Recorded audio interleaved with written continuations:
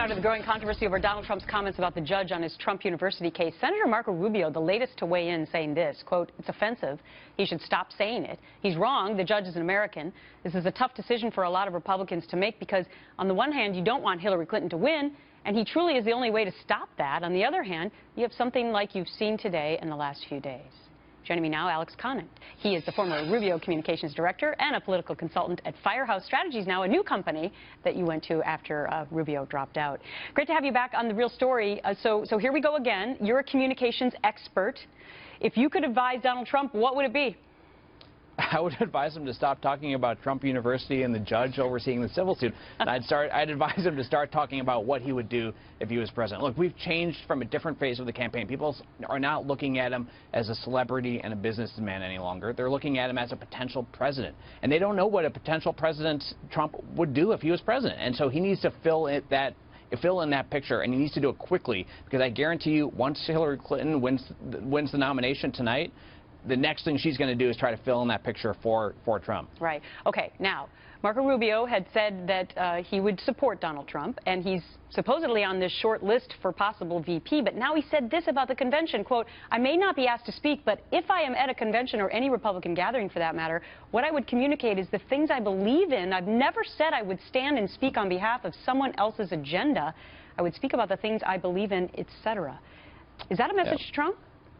Yeah, absolutely. Look, Marco Rubio signed a pledge during the campaign that he would support the nominee. I know he thought long and hard about that, and he's going to stick to his pledge. That said, the policy differences between him and Donald Trump are very well established, and those haven't changed.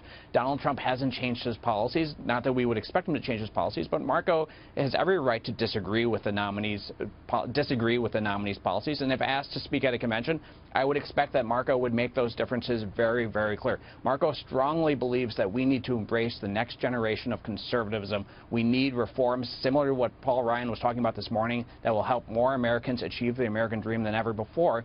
That's not what Donald Trump is talking about. Donald Trump is talking about civil lawsuits and Trump University. Right. That's a problem. Okay.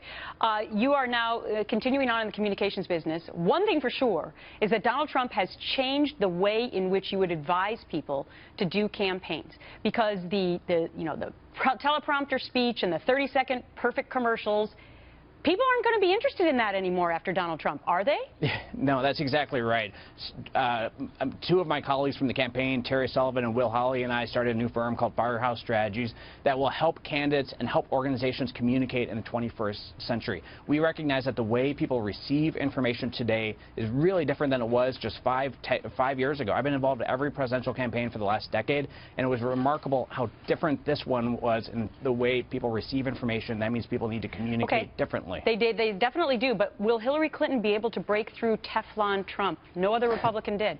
And it's a real challenge. I mean, she's running a very conventional campaign. He's running an asymmetrical one right now. I think from the day-to-day news cycles, he continues to win in terms of how much information is getting out there and what people are receiving. I think she has a real advantage when it comes to the electoral map, when it comes to her fundraising, when it comes to the country's demographics and changing demographics. And that, I believe, will probably be enough for her to win. But as we've looked at the last 6 months, it's really hard to predict what's going to happen in the next 6. I wouldn't put any money on that one. Just not yet. Great to see you again. Thank you. Hey, thanks, Gretchen.